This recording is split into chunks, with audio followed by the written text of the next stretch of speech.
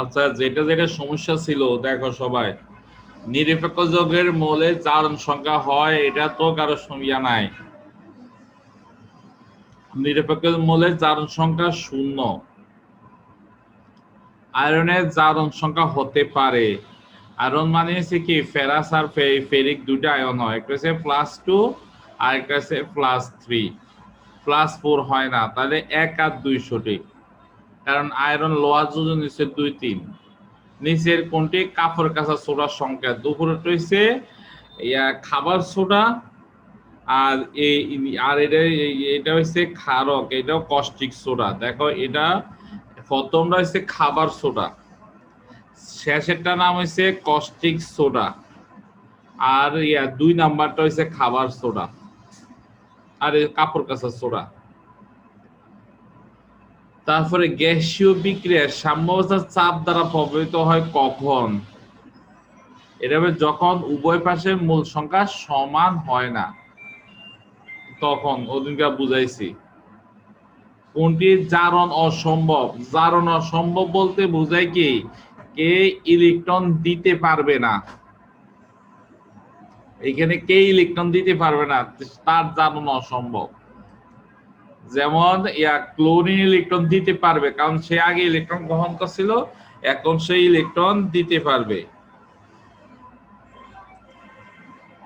দেখো chlorine electron দিতে পারবে কেন? সে আগে ইলেকট্রন গ্রহণ করার কারণে এখন ত্যাগ করে সে কি করবে? এই যে ইলেকট্রন আগে সে নিছিল, এখন সে এটাকে ত্যাগ করে ফেলবে। এই ত্যাগ করে হবে ক্লোরিন নিরপেক্ষ হয়ে যাবে। তোমরা তো জানো ওই যে ক্যাথোড আর অ্যানোডের বিক্রিয়া ওই রকম আর কি। এই ক্লোরিন নিরপেক্ষ হয়ে গেল ইলেকট্রন দিয়ে। তারপরে OH, সেই ইলেকট্রন দিতে পারে, কারণ তোমরা ইয়াতে দেখছো ওই পানিতে তড়িৎ বিশ্লেষণের সময় ওইটা দেখছো তোমরা, OH সে কি করে ইলেকট্রন দিয়ে কি কি উৎপাদন করছিল? রিয়া বলো তো, কার মনে আছে বলো?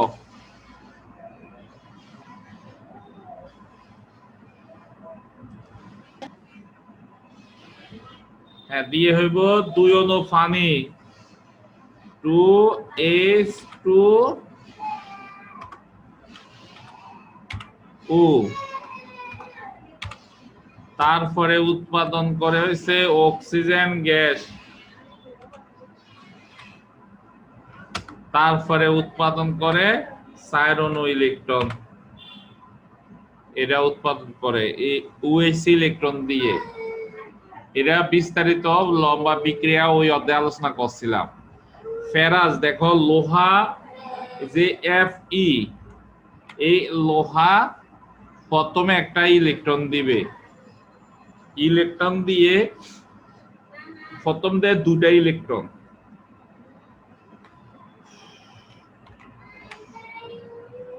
ইলেকট্রন 2টা ইলেকট্রন দিয়ে সেই হইব 2+, মানে 2 টু দি পাওয়ার প্লাস, এটা কিন্তু তারপরে হয়েছে প্লাস 2টা ইলেকট্রন আলাদা। এই সে আয়রন প্রথম 2টা ইলেকট্রন দিয়ে এটা ফেরাস আয়ন বলে। তারপরে এই ফেরাস আয়নটা Fe2টা Fe2A+ আয়নটা সে কি করে আরো একটা ইলেকট্রন দিয়ে হয়ে যায় সেই কি Fe3+, হ্যাঁ প্লাস একটা ইলেকট্রন আলাদা দিয়ে দে। এবার দিছে কয়টা ইলেকট্রন? এই একটা ইলেকট্রন। দেখো মনোযোগ দিয়ে দেখো, আয়রনের ক্ষেত্রে কি হয়, তো সে কি করে যে প্রথম 2টা ইলেকট্রন ত্যাগ করে দেয়, ত্যাগ করে হয়ে যায় 2+, পরবর্তীতে এটা আরেকটা ইলেকট্রন ত্যাগ করে হয় কি 3+।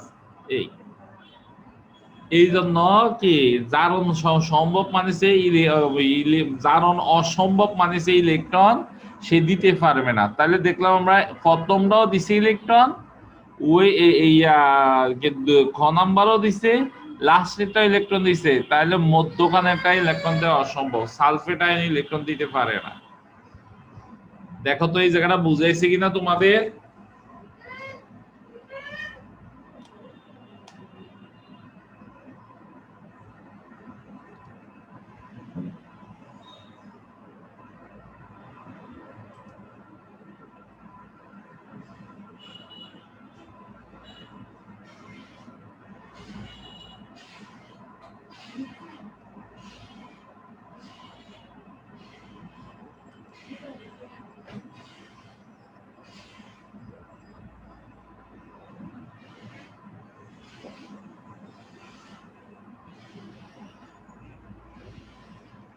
কারোর কোনো প্রশ্ন আছে এখানে?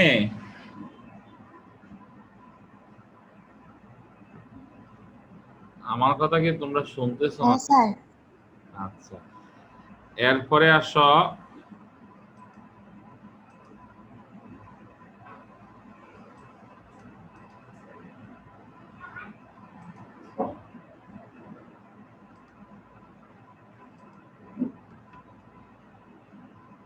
পটাশিয়াম ডাইক্রোমাইডে ক্রোমিয়ামের জারণ সংখ্যা কত?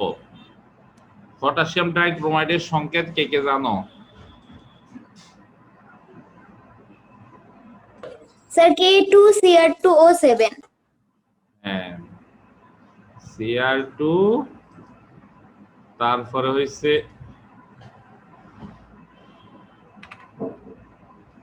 Cr2, তারপরে হইছে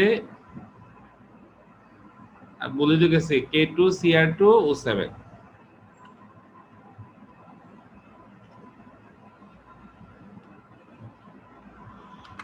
K2Cr2O7।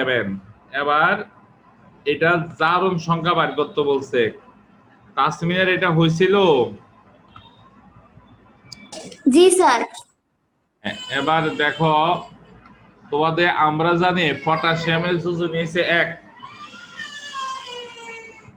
আলিফ,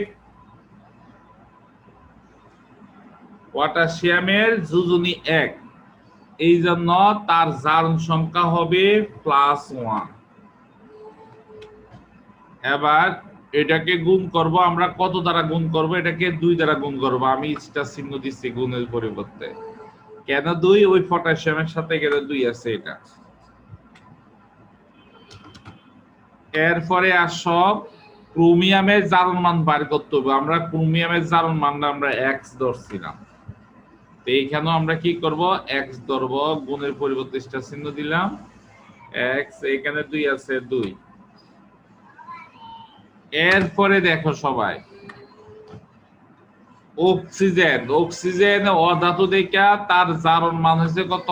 মাইনাস হবে, মাইনাস অক্সিজেনের যোজনী 2 দেখা 2। এরপরে হইব কি? ইনটু 2 আর ইনটু 7। এটা নিরপেক্ষ যৌগ, এই জন্য সবগুলা জারণ মানের সমষ্টি হবে 0। এবার আমরা এখান থেকে x এর মান বাইর করব। x এর মান বাইর করতে গেলে এখানে 2 দ্বারা গুণ করলে 2 যোগ 2x, তারপরে হইব -14, এরপরে ইকুয়াল হচ্ছে 0। এরপরে দেখো 2x, তারপরে হইব কত? -12, এরপরে সমান 0। এবার এইখান থেকে যদি x এর মান বাইর করি আমরা, তাহলে 2x ইকুয়াল হচ্ছে দিয়ে গেছে 12, তারপরে লাইনে x এর মান হচ্ছে কত? 6। এই তাহলে এই জন্য এটার উত্তর হইব কত? +6। হ্যাঁ, বুঝাইছে তো সবাই? হ্যাঁ, এরপরে আরো প্রশ্ন থাকলে সাথে সাথে বললো।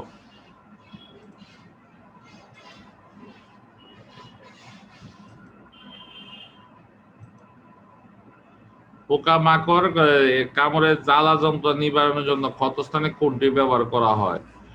এখানে মধু ব্যবহার করা হয়, কারণ মধু হচ্ছে খাদ্যধর্মী। কিন্তু এই হাইড্রোক্লোরিক অ্যাসিড, তেঁতুল, চিনি, চিনি তো হচ্ছে গ্লুকোজ, অ্যাসিড তো এটা ব্যবহার করলে আরো জ্বলবো। তেঁতুলে তো অ্যাসিড থাকে, এটা ব্যবহার করলে আরো জ্বলবো। নিচের কোনটি জারক ও বিজারক উভয় রূপে ক্রিয়া করে? এটা হচ্ছে কি এই উপরেরটা, এটা জারক এবং বিজারক উভয় রূপে ক্রিয়া করে।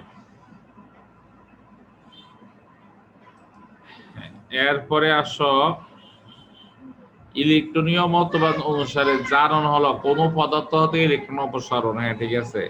কোন পরমাণু বা আয়ন ইলেকট্রনের যুক্তকরণ, না এটা ঠিক নাই।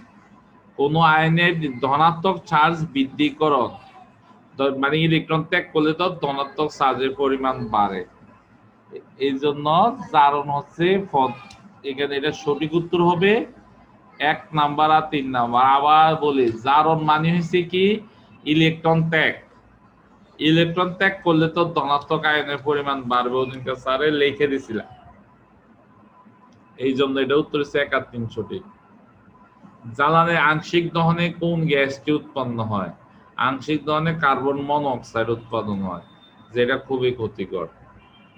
বিক্রিয়ার হার কোনটির উপর নির্ভরশীল নয়? আমরা চাপ, তাপ, গণমাত্রা, প্রভাবক এগুলা দ্বারা কিন্তু বিক্রিয়ার হারটি নির্ভরশীল। প্রভাবক নির্ভরশীল, তাপমাত্রা নির্ভরশীল, গণমাত্রা নির্ভরশীল, কিন্তু পাত্রের আকার নির্ভরশীল নয়, কারণ পাত্রের আকার আসলে বিক্রিয়া অংশগ্রহণ করে না। প্রভাবক হচ্ছে কি বিক্রিয়া সংগঠিত করার জন্য কিছু প্রভাবক ব্যবহার করা হয়। এই অ্যান্টাসিড জাতীয় ওষুধ সেবনে কোন ধরনের বিক্রিয়া সম্পন্ন হয়? আমরা জানি আমাদের পাকস্থলীতে থাকে হাইড্রোক্লোরিক অ্যাসিড, আর অ্যান্টাসিড জাতীয় ওষুধে থাকে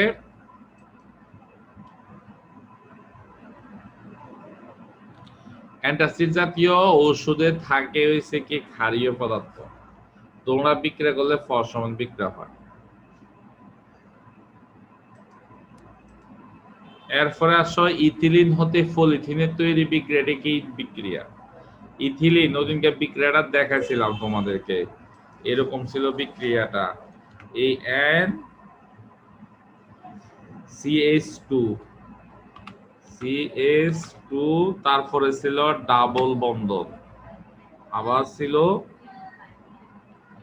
CH2, এরপরে তীর চিহ্ন ছিল। হ্যাঁ, এরপরে প্রথম ব্র্যাকেট, তারপরে প্রথম বন্ধন, তারপরে CH2, তারপরে একক বন্ধন,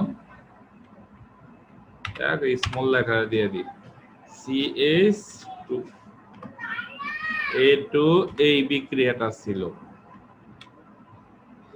এবার এই বিক্রিয়াটার নাম কি ছিল কে বলতে পারবা?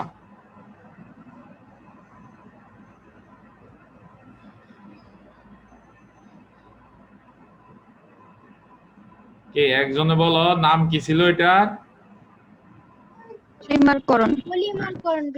পলিমারকরণ বিক্রিয়া ছিল এটা। হ্যাঁ, এরপরে আসো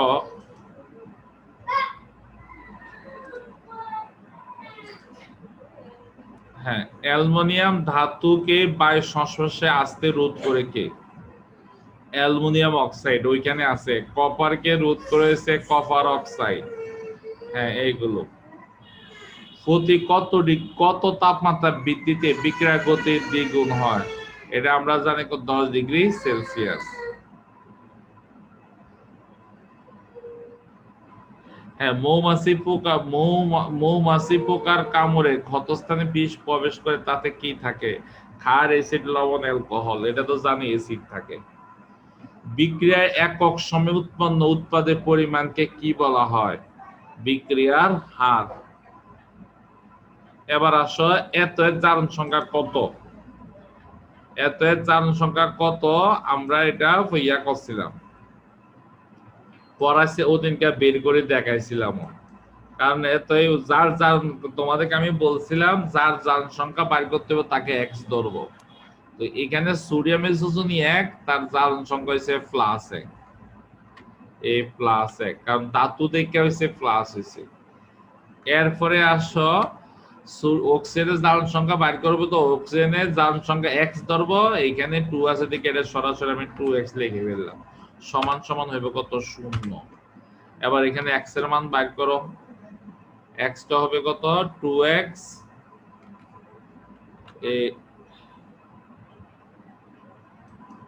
এখানে হবে কত? 2x equal -1। তারপরে x এর মান কত আসবে? হাফ আসবে। হয়ে গেছে তো উত্তর। এই x এর মান ইকুয়াল, তারপরে -1 ইকুয়াল, এইভাবে বার করবা, তাহলে -1।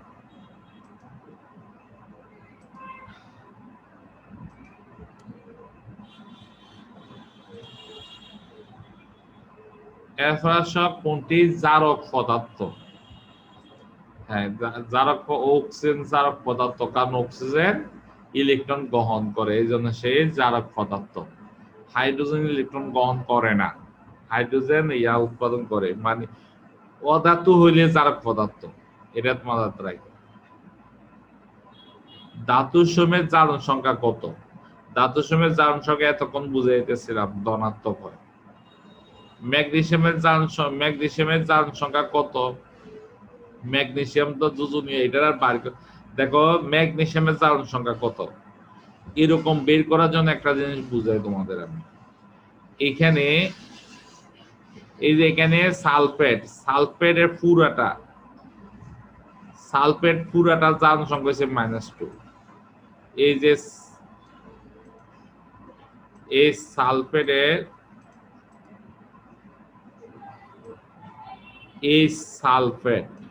এটা যৌগমূলক, এটা জারণ সংখ্যা হচ্ছে -2। এই জন্য ম্যাগনেসিয়ামের জারণ সংখ্যা হবে +2। তো সালফেটের জারণ সংখ্যা -2 হয়েছে কেমনে? যৌগমূলকের জারণ সংখ্যা হয়েছে তার আয়নের সমান। এই কারণে এখানে আর কি করতে হইব না, বুদ্ধি থাকলে আর ওই এক্স দৈর্ঘ্যের বাইর করা লাগে না, এইভাবে কাজ করা লাগে। আমি কি করছি, কারণ আমরা এখানে হচ্ছে কি সালফেট পুরাটা একটা যৌগমূলক, যেহেতু ম্যাগনেসিয়ামেরটাই বের করতে বলছে, এই জন্য সালফেট পুরাটাকে একটা দেবো। ওইটা যদি -2 হয় আর তাহলে ম্যাগনেসিয়াম +2, কারণ হচ্ছে -2 আর +2 যোগ করলে 0 হয়। এই এবার আসো নাইট্রেটের জারণ সংখ্যা, নাইট্রোজেনের জারণ সংখ্যা কত? তাসমিনাদের এটা হইছে, তাসমিনা, রিয়া, আইরিন, আয়েশা, তোমাদের তো অনেকগুলা কাটা গেছে। জি স্যার। তোমাদের তো কাটা গেছে, কয়টা করে কাটা গেছে? এক একজনে 13টা করে।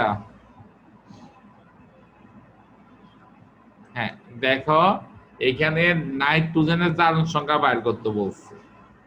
তো নাইট্রোজেনটা এক্স, এরপরে কি করলাম যোগ, অক্সিজেনের জারণ সংখ্যা হয়েছে কত? -2। -2, এখানে অক্সিজেন আছে কয়টা? 3টা, গুণ 3 সমান সমান কত হইব, কে বলতে পারো? -1। হ্যাঁ, -1। যে উপরে যে আধানযুক্ত পরমাণু বা আধানযুক্ত যেটাই হোক না কেন, তার মধ্যে যতগুলো মৌল থাকবে তাদের সমষ্টি বা আধানের সমান। এটা নিরপেক্ষ মৌল না, নিরপেক্ষ হলে হইতো কত? 0 হইতো, -1। এবার আমরা এখান থেকে x এর মান বাইর করব। তাহলে x সমান সমান x -6 সমান -1। তারপরে 6 হইতে গেলে প্লাস হয়ে যায়, এই জন্য এটা জারণ হয়েছে +5। হ্যাঁ, তাহলে এইখানে যোগে অক্সিজেনের জারণ মান কত হবে? +2, এইভাবে বাড়ি করে ফেলবা। আর অক্সাইডের জারণ সংখ্যা অক্সাইডের জারণ সংখ্যা -2। দেখো অক্সাইড 3 প্রকার, একটা হচ্ছে অক্সাইড, পার অক্সাইড, সুপার অক্সাইড। এটা হচ্ছে অক্সাইড। অক্সাইডে অক্সিজেনের জারণ সংখ্যা হচ্ছে -2, পার অক্সাইড হচ্ছে -1, সুপার অক্সাইড হচ্ছে -1। সকল পরস্পর বিক্রিয়া তাপ উৎপাদী বিক্রিয়া। ক্ষার ধাতু সমেত জারণ সংখ্যা, ক্ষার মানে হচ্ছে কি গ্রুপ 1 এর মৌল সমূহ গুলাকে ক্ষার ধাতু বলা হয়।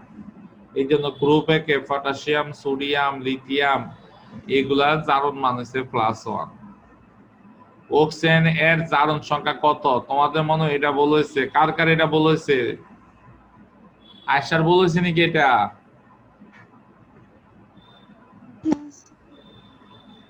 আয়শা,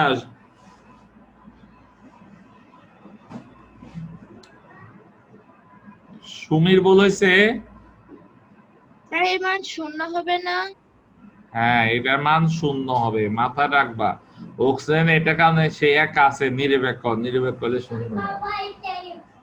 কে কইছে?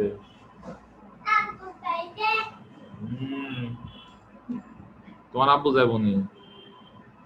ইলেকট্রন স্থানান্তর বিক্রিয়াকে বলা হয় তাহলে রিডক্স বিক্রিয়া। এখানে পশ্চমন বিক্রিয়া নন রেডক্স, অধঃক্ষেপণ বিক্রিয়া নন রেডক্স, এই জন্য রিডক্স বিক্রিয়া।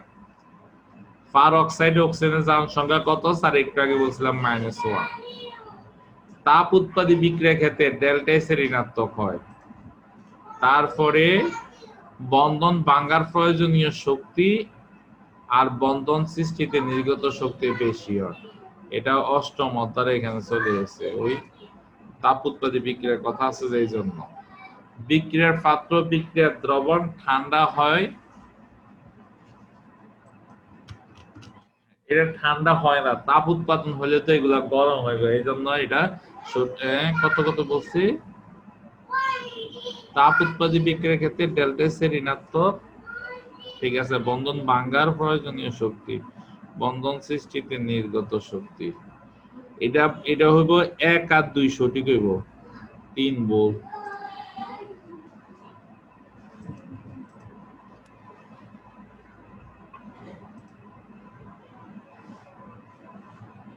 এবার দেখো এত বিক্রিয়াটি সংশ্লেষণ বিক্রিয়া, কারণ দুইটা মৌল মিলিয়ে একটা যোগ হয়েছে সংশ্লেষণ বিক্রিয়া। আবার এটা জারণ বিজারণ বিক্রিয়া হবে। কেন জারণ বিজারণ বিক্রিয়া হবে? কারণ এখানে ইলেকট্রনের স্থানান্তর করছে। কিভাবে আমি বুঝাই বলি এবার, একটু দ্বারা এটা একটু সাজান।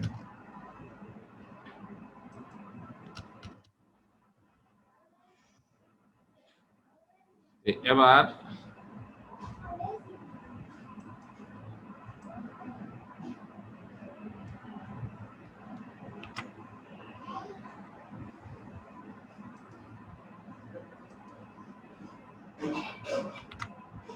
দেখো এই বিক্রিয়াটার মধ্যে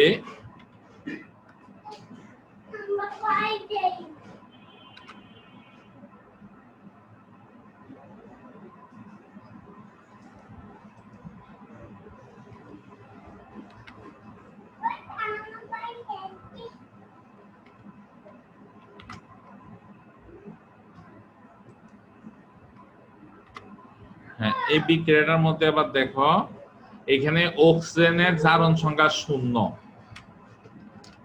তারপর আর সোডিয়ামের জারণ সংখ্যা 0, অক্সিজেনের জারণ সংখ্যাও 0।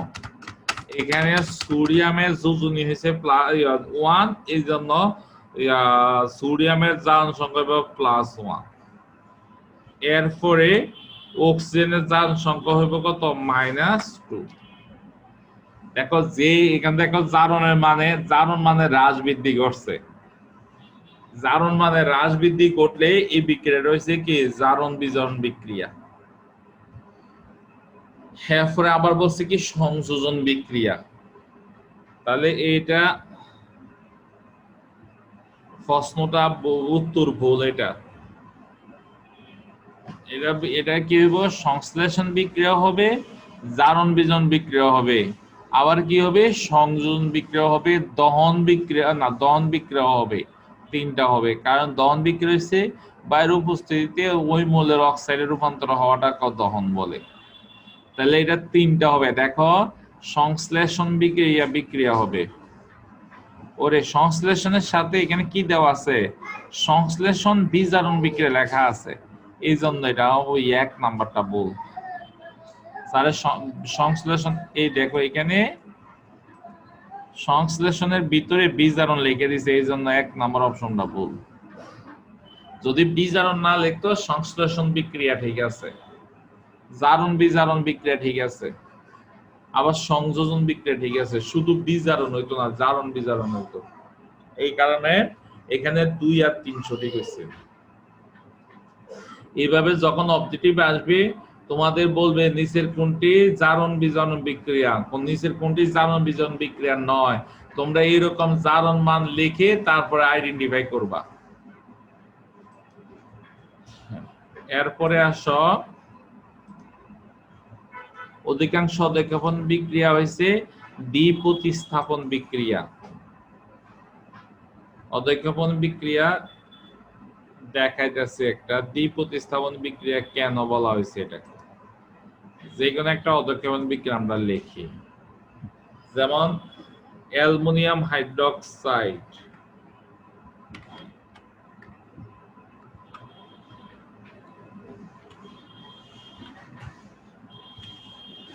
অ্যালুমিনিয়াম হাইড্রোক্সাইড এটা বিক্রিয়া করাইলাম মনে করো সোডিয়াম ক্লোরাইডের সাথে। হ্যাঁ, তখন বিক্রিয়া করলে কি হবে, এই অ্যালুমিনিয়াম ক্লোরাইড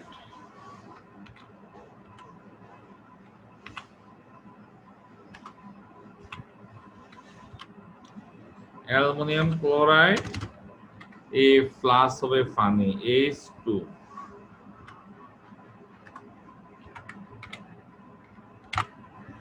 H2O হবে। এবার দেখো অ্যালুমিনিয়াম কি করছে, এখানকার অ্যালুমিনিয়াম এখানকার ক্লোরিনের সাথে বিক্রিয়া করছে, তারপরে হয়েছে কি অ্যালুমিনিয়াম ক্লোরাইড, মানে মনে করো অ্যালুমিনিয়ামটা সোডিয়ামকে সরাইয়া তার স্থান দখল করে অ্যালুমিনিয়াম ক্লোরাইড উৎপাদন করছে, তাহলে এর একটা প্রতিস্থাপন বিক্রিয়া। আবার এমনও তো হইতে পারে যে সোডিয়াম অ্যালুমিনিয়ামকে সরায়, বিপদে পড়ে যাবে, গাড়িটা তো সরানোর পরিবেশটা ভালো আছে, না না মা থাকুন লাগতো না তো হাতে লগ ছিল, হাতে একটু পরে ইয়া করিস, হাতে রাখি যা, এ তো পাগলামি করিস, বাইরেও অবস্থা ভালো না, জ্বর অসুস্থ হয়ে গেলে হাতে একটা খাপ খাই গেছে এখানে,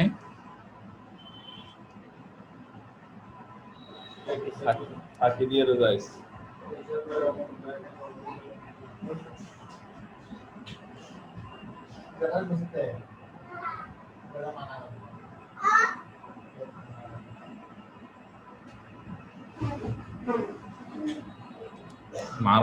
মারো ডায়াবেটিস বাড়া, বুঝছিস না?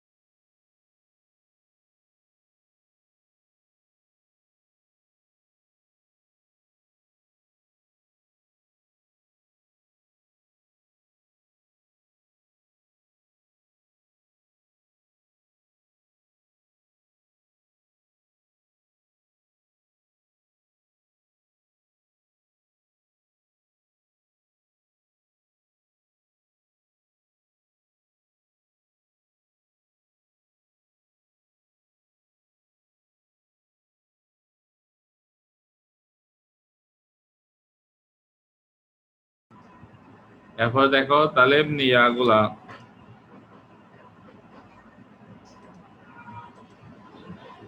এত বিক্রিয়াটা কি, এটা হচ্ছে ক্যালাস তৈরি বিক্রিয়া। বলছিলাম তো তোমাদেরকে যে এটা ভৌত কাঠামো গঠন করার সময় পানি শোষণ করে নিয়ে যায়, এই জন্য এটার নাম হচ্ছে কি ক্যালাস গঠন বিক্রিয়া। এবার কোন বিক্রিয়াকে একমুখী, কোন বিক্রিয়াকে একমুখী করার উপায় কি, বিক্রিয়ক অপসারণ হবে না যে কোনো একটি উৎপাদ অপসারণ, যেমন ইয়া যে আমাদের যে উভমুখী বিক্রিয়া করছিলাম, এটা ক্যালসিয়াম কার্বনেট, এই ক্যালসিয়াম কার্বনেট CO3, এইটারে যদি আমরা তাপ দিই, তাপ দিলে উৎপাদন হবে ক্যালসিয়াম অক্সাইড, তারপর উৎপাদন হবে কার্বন ডাই অক্সাইড। এখন যদি আমরা খোলা পাত্রে করি, এই বিক্রিয়াটা কিন্তু উভমুখী বিক্রিয়া। এটাতে যদি বদ্ধ পাত্রে করি তাহলে ক্যালসিয়াম অক্সাইড আর কার্বন ডাই অক্সাইড বিক্রিয়া করে আবার ক্যালসিয়াম কার্বনেট হয়ে যায়। কিন্তু যদি খোলা পাত্রে করি, কার্বন ডাই অক্সাইড গ্যাসটা উড়ে চলে যায়, তখন আর কি হয় না, ক্যালসিয়াম কার্বনেট উৎপাদন হয় না। তো কার্বন ডাই অক্সাইড উড়ে চলে যাওয়া মানে কি, তার এখানে এটাকে অপসারণ করে, এই উৎপাদের অপসারণ করছে, এইগুলো হচ্ছে উৎপাদ, ডান দিকের গুলো উৎপাদ, বাম দিকের গুলো হচ্ছে বিক্রিয়ক। তাহলে উৎপাদ এটা উড়ে চলে যাওয়া মানে অপসারণ করা। তাহলে যে কোন বিক্রিয়াকে একমুখী করার উপায় হচ্ছে কি ইয়া করা, কিনা কয় একটা উৎপাদ অপসারণ করা। এই এরপরে আসো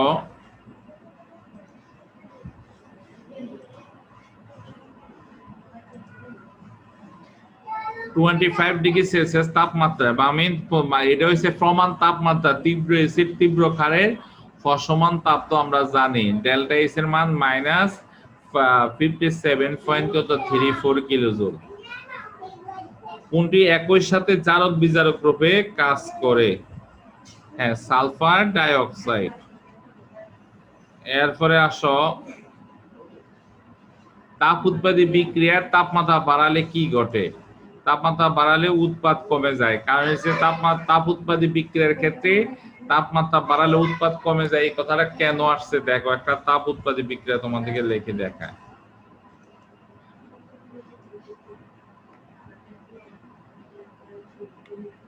যেমন অ্যামোনিয়াটারে, কারণ এটাই অ্যামোনিয়াটাই তোমাদেরকে আসে মেইন পরীক্ষা তো আসে এটা। এই মনে করো এই নাইট্রোজেন আর হাইড্রোজেন, এটা বিক্রিয়া করে হয় অ্যামোনিয়া গ্যাস NH3 উৎপাদন করে। এখন আমরা তো জানি এটার ক্ষেত্রে তাপ উৎপাদন হচ্ছে মাইনাস 92 কিলোজুল। সাম্য অবস্থায় তাপমাত্রা বাড়ালে, এটা যেহেতু তাপ উৎপাদী বিক্রিয়া, তাপমাত্রা বাড়ালে সামনের দিকে না গিয়ে পিছনের দিকে যায়। তো পিছনের দিকে যাওয়ার অর্থ কি? পিছনের দিকে যাওয়ার অর্থ হচ্ছে কি উৎপাদের পরিমাণ কমা। পিছনের দিকে অর্থাৎ বাম দিকে যাওয়া মানে হচ্ছে উৎপাদের পরিমাণ কমে যাওয়া। এই জন্য তাপ উৎপাদী বিক্রিয়ার তাপমাত্রা বাড়ালে কি ঘটে? উৎপাদ বাড়ে না, উৎপাদ কমে। অপরিবর্তিত থাকে না, তাপমাত্রা বাড়ালে অপরিবর্তিত থাকে না, পরিবর্তন হবেই, উৎপাদ কমে যায়। আর তাপমাত্রা কমাইলে উৎপাদ বাড়বে, এটা মাথায় রাখবা।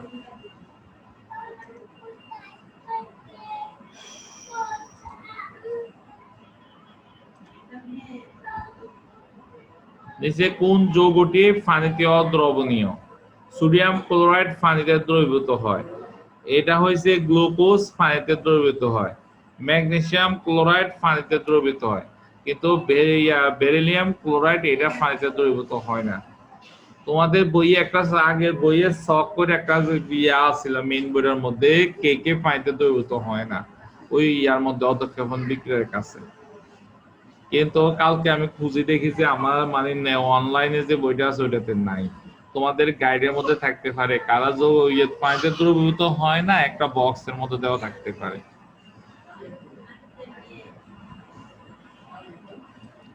আমাদের মেইন বই নাই। হ্যাঁ হ্যাঁ, আমি দেখছি তো নাই, পুরাতন বইটাতে একটা বক্স করে দিছিল। কচু খাওয়ার পর গলা চুলকায়, গলা চুলকালে গলা বানা নিয়ে চলে এসে।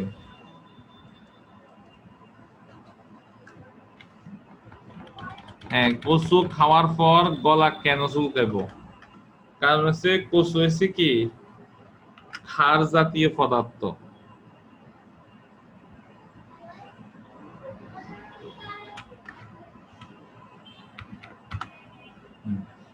ক্ষার জাতীয় পদার্থ এই জন্য এখানে চুলকায়।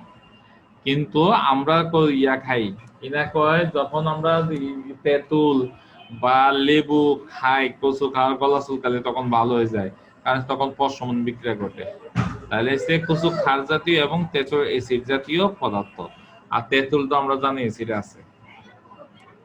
অধিকাংশ রাসায়নিক বিক্রিয়ায় কোন দ্রাবকে সম্পন্ন হয়? পানি দ্রাবক হিসেবে ব্যবহার করা হয়।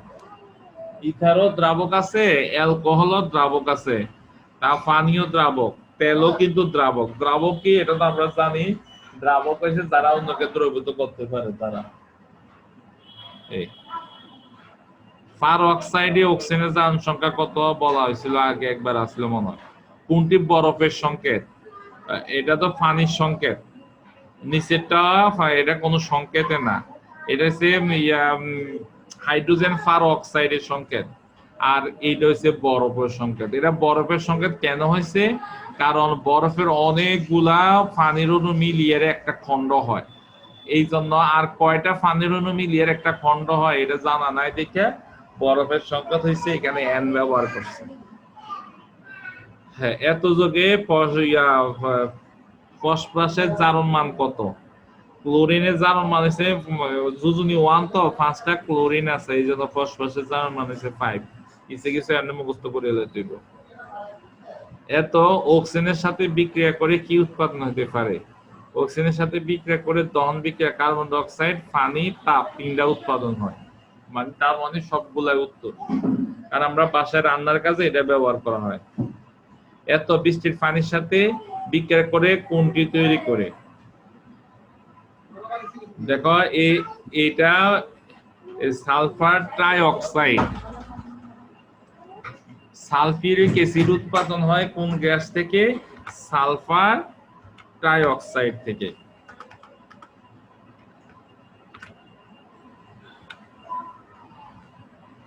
এই সালফার ট্রাই অক্সাইডের সাথে এটার সাথে পানি যোগ করলে সালফিউরিক অ্যাসিড উৎপাদন হয়। আর ক্লোরিন গ্যাসের সাথে বিক্রিয়া করলে পানি হাইড্রোক্লোরিক অ্যাসিড উৎপাদন হয়।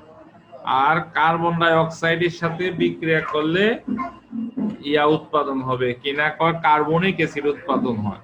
এই আমরা যে 7 আপ কোকা কোলা অথবা কোমল পানিগুলা পান করি, এগুলো কি করে উচ্চ চাপে পানির মধ্যে কার্বন ডাই অক্সাইড মিশ্রিত করা হয়। এরপরে আসো সেন বিক্রিয়া কোনটি? এটা হচ্ছে সেন বিক্রিয়া, এখানে দহন বিক্রিয়া সেন বিক্রিয়া না, শেষ হয়ে যায়। সেন বিক্রিয়া মানে কোনোদিন এটা শেষ হবে না, এটা চলতে আছে। প্রশমন বিক্রিয়াও কিন্তু শেষ হয়ে যায়, না হলে তো আমাদের গলা চুলকাইতেই থাকতো। আর নিউক্লিয়ার ফিউশন বিক্রিয়া এটা শেষ হয়ে যায়, আর এই ফিউশন বিক্রিয়া এটা থেমে যায়। কিন্তু নিউক্লিয়ার ফিউশন বিক্রিয়া এটা চলতে থাকে। এই যেমন হিরোশিমা নাগাসাকির উদাহরণ দিয়েছি আমি তোমাদের। এবার বলছে এখানে এই বিক্রিয়ার মধ্যে নিচের কোন বিক্রিয়াটি অধঃক্ষেপণ বিক্রিয়া? বেরিয়াম সালফেট এটা পানিতে দ্রবীভূত হয় না। দেখো এই সোডিয়াম সালফেট পানিতে দ্রবীভূত, বেরিয়াম ক্লোরাইডও পানিতে দ্রবীভূত হয়। কিন্তু এখানে উৎপন্ন পদার্থ সোডিয়াম ক্লোরাইডও পানিতে দ্রবীভূত হয়, এটা পানিতে দ্রবীভূত হয় না। এই জন্য এটাকে অধঃক্ষেপণ বিক্রিয়া বলা হয়। কিন্তু নিচে বলছে কোনটি অধঃক্ষেপ, যেটা পানিতে দ্রবীভূত হয় না সেটাই অধঃক্ষেপ। নিচের কোনটি ইউরিয়ার সংকেত? দেখো এটা তো হইছে ইউরিয়ার, এটার নাম হইছে অ্যামোনিয়াম সায়ানাইড। এটাও আইছে প্রথমটা থেকে, ইউরিয়া নিচেরটা হইছে ইউরিয়া, এটাও আইছে উপরেরটা থেকে। আর এটা তো ইয়ার সংকেত, হাইপোক্লোরাস অ্যাসিডের সংকেত। তো এটা তো ইউরিয়ার সংকেত না, তাহলে ইউরিয়ার সংকেত এটা মাথায় রাখবা। ইউরিয়ার সংকেত তোমাদেরকেও দিনকা আরেকটা বুঝাইছিলাম, সেটা ছিল এরকম।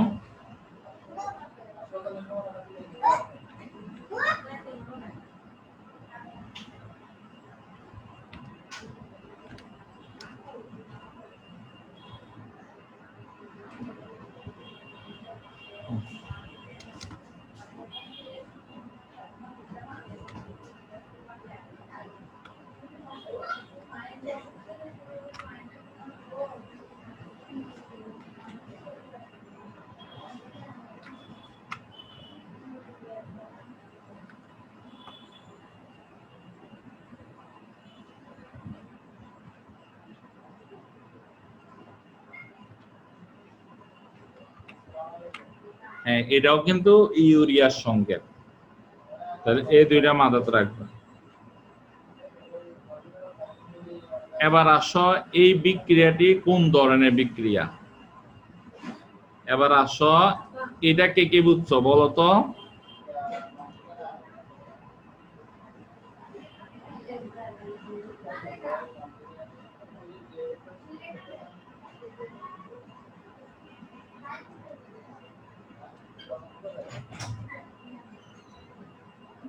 হ্যাঁ বলো তো, এটা কোন ধরনের বিক্রিয়া, কে বলতে পারবা? প্রশমন। প্রশমন। হ্যাঁ, কারণ এটা হচ্ছে অ্যাসিড, এটা হচ্ছে ক্ষার, তাহলে বিক্রিয়াটা প্রশমন বিক্রিয়া। তো প্রশমন বিক্রিয়া তাপ উৎপন্ন হয়, ইলেকট্রনের স্থানান্তর ঘটে না। ঠিক আছে? ও স্যারে ইয়া তো দিই নাই, এটা তো অপশনে নাই। আবার অধঃক্ষেপণ পরে কোনটি? একটু দাঁড়াও, বিক্রিয়াটা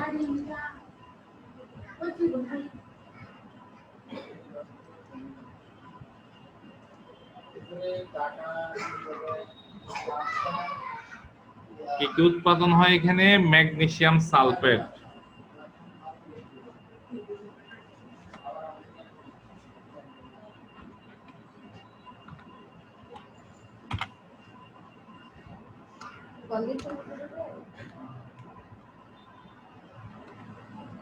কি হয়েছে? হ্যাঁ, দেখো এটা উৎপাদন ম্যাগনেসিয়াম সালফেট আর পানি। এটা কি বিক্রিয়াটি হচ্ছে তাপ উৎপন্ন হয়, ইলেকট্রনের স্থানান্তর ঘটে বলেও না, অধঃক্ষেপণ করে না। ম্যাগনেসিয়াম সালফেট পানিতে দ্রবীভূত হয়। হ্যাঁ, পানিতে দ্রবীভূত হয়। তাহলে এটার উত্তর এখানে হইব কি, এটা শুধু প্রশমন বিক্রিয়া হবে। হ্যাঁ, এরপরে দেখো এটা ভুল দিছে, বুঝছো না? এটা পরে ঠিক করবে, এখন আর ঠিক করার সময় নাই, তোমাদেরকে পড়াইনি। এরপরে দেখো এত যৌগটিতে ক্লোরিনের জারণ সংখ্যা কত? ক্লোরিনের জারণ সংখ্যা তো বাড়ি করে দিয়েছি তোমাদের। অক্সিজেন হচ্ছে -2, তো 7 দুগুণে 8, -8, হাইড্রোজেনের 1, -8 এর থেকে 1 গেলে -7, -7 ডান দিকে চলে গেলে +7 হয়, তাহলে এটা হলো +7। হ্যাঁ, এত যৌগটিতে বিজারক কোনটি? বিজারক মানে যে কে ইলেকট্রন দিতে পারবে। লেফট হ্যান্ড সাইড এই দিকটা তো কখনো হইতো না, বুঝছেন? এই দুটা তো কখনো আলোচনা, বিজারক আর জারক হবে লেফট হ্যান্ড সাইড। আবার বলি, বিজারক আর জারক হবে তোমার left hand side, right hand side তো হবে না, ওইটা নিয়ে আলোচনা করার দরকার নাই। তাহলে এবার বিজারক এই দুটার মধ্যে কে ইলেকট্রন দিতে পারবে বা কে ইলেকট্রন দিছে এখানে? তাহলে এইখানে কে ইলেকট্রন দিছে আমারে বলো তো, আর কে ইলেকট্রন নিছে কে বলতে পারবা? জিঙ্ক ইলেকট্রন দিছে, ত্যাগ করছে, আর কপার গ্রহণ করছে। কেমনে বুঝছো? স্যার এখানে জিঙ্ক তো বিজারক। কেমনে দিয়ে মানে আমি এখানে দেখে চেহারা দেখে কেমনে বুঝবো?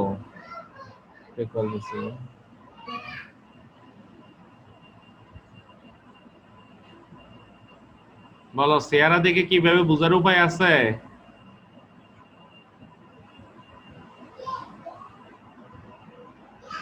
এইখানে জিঙ্কের জারণ সংখ্যা 0, কারণ হচ্ছে তার পাওয়ার হচ্ছে 0। এরপরে আসো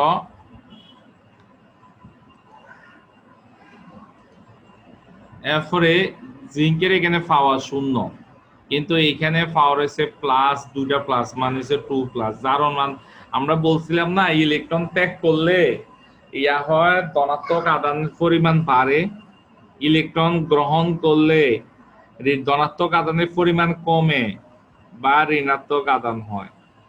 তো জিঙ্ক ছিল 0, হয়েছে +2, এই জন্য সেই ইলেকট্রন দিছে।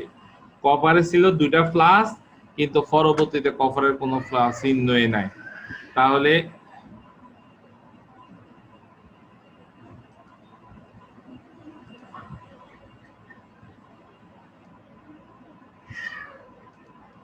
এই জন্য কপারের চিহ্ন নাই মানে নিরপেক্ষ হয়ে গেছে, তো তাহলে ধনাত্মক আদানের পরিমাণ হ্রাস পাইছে, এই জন্য কপার ইলেকট্রন গ্রহণ করছে।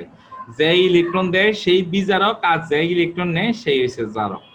এই জন্য এখানে জিঙ্ক হয়েছে বিজারক, আর কপার ডাবল প্লাস হইব কি জারক, আর বাকি দুইটা আলোচনায় থাকতো না।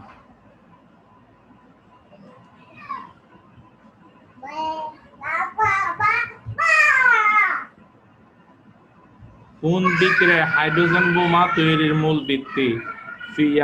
নিউক্লিয়ার ফিউশন বিক্রিয়া।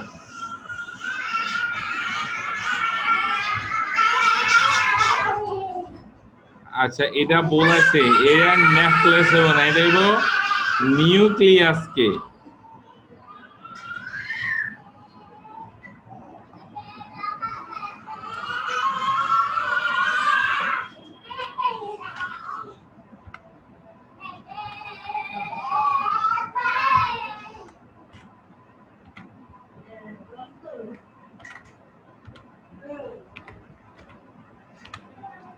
হ্যাঁ, নিউক্লিয়াসকে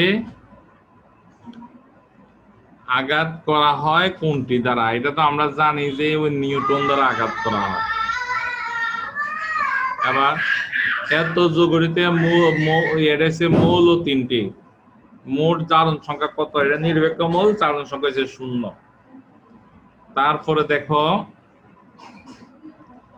অ্যান্টাসিড অ্যাসিড ব্যবহৃত কোনটি?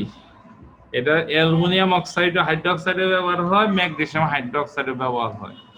আবার এটার মধ্যে 3টা দেওয়া আছে, আর দুটোটায় দেওয়া আছে আর সোডিয়াম হাইড্রোক্সাইড। সোডিয়াম হাইড্রোক্সাইডের ব্যবহার হয় না, কিন্তু উপরের 3টা অপশনের মধ্যে প্রথমটাও সঠিক, দ্বিতীয়টাও সঠিক, 3 নাম্বারটা সঠিক। তাহলে যেহেতু প্রথম দুটা সঠিক আর 3 নাম্বারের মধ্যে প্রথম দুটাই আছে, এই জন্য কি হবে? গ নাম্বারটা সঠিক। এত কোন ধর্মীয় পদার্থ? তো এইখানে এটা হচ্ছে অম্লধর্মী পদার্থ।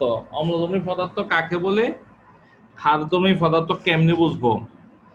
মানে ধাতুর অক্সাইড হচ্ছে ক্ষারধর্মী, অধাতুর অক্সাইড হচ্ছে অম্লধর্মী। এই সিলিকন ডাই অক্সাইড হচ্ছে অম্লধর্মী। এবার দেখো বাসাবাড়ির ছাদ বা উঠান অথবা যে কোনো জায়গা যদি পিচ্ছিল হয়ে যায়, বালি দেওয়া হয়। পিচ্ছিল হয়ে গেলে বালি কেন দেয়? কারণ পিচ্ছিল যে পদার্থ, ওই পদার্থগুলা হয়েছে কি ক্ষারীয় পদার্থ। আর বালি হয়েছে, এটা হচ্ছে বালি, সিলিকন ডাই অক্সাইড এটা হচ্ছে বালি। এই বালি হয়েছে কি অম্লীয় পদার্থ। তো বালি দিলে পিচ্ছিল দূর হয়ে যায়, কারণ হয়েছে কি অ্যাসিড এবং ক্ষারের বিক্রিয়া হইয়া ফসমান হয়ে যায়। তাহলে আমরা শিখবো অধাতুর অক্সাইড হচ্ছে কি অম্লধর্মী, আর ধাতুর অক্সাইড হচ্ছে ক্ষারধর্মী। এই জন্য সিলিকন ডাই অক্সাইড হচ্ছে অম্লধর্মী পদার্থ।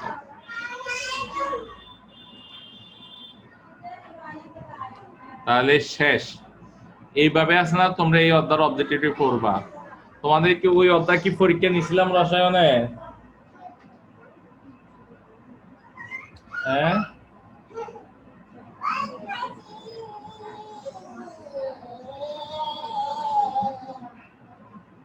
রসায়নের কোন অধ্যায় আছে? অষ্টম অধ্যায় তো পরীক্ষা নিই নাই, ওইটাও পরীক্ষা নিব। ওইটা তোমাদের রসায়ন পরীক্ষা কবে?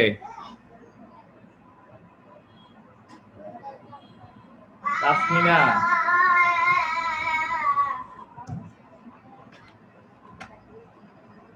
স্যার বৃহস্পতিবারে। বৃহস্পতিবারে। কালকে কি ফিজিক্স পরীক্ষা?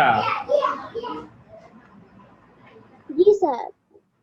আচ্ছা, তাহলে কালকে 5 আছে, বুঝছো নি? কালকে 9টার দিকে, 9টা না তো, আচ্ছা 8টা থেকে 9টা।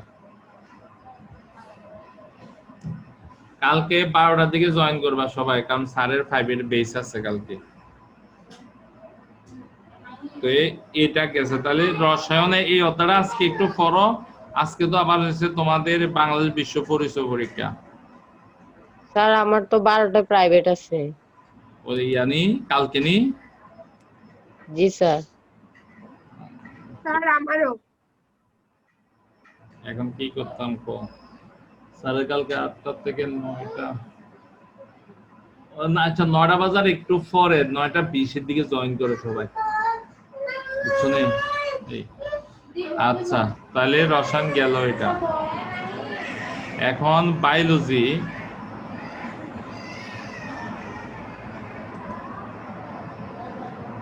আজকে যারা পরীক্ষা দাও নাই, দেখি এবার পরীক্ষা দিয়ে কে কত পাও।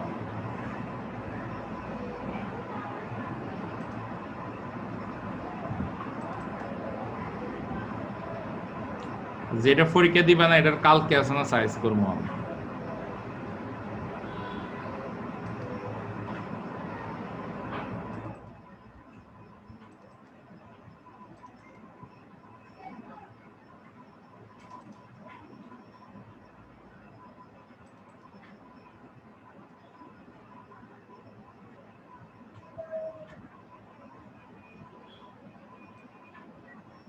হ্যাঁ, সবাই বায়োলজি বই নাও।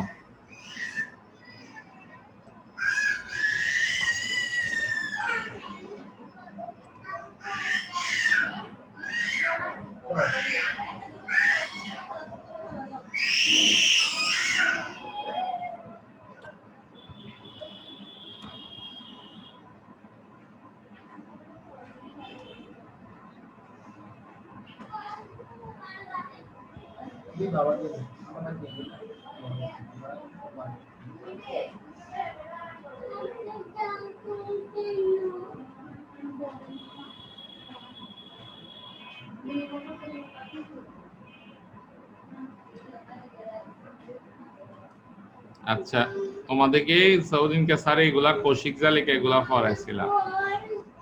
এবার রক্তচাপ পড়তে বলছিলাম, না পড়ছিলেন তোমরা রক্তচাপ? না পড়ো নাই?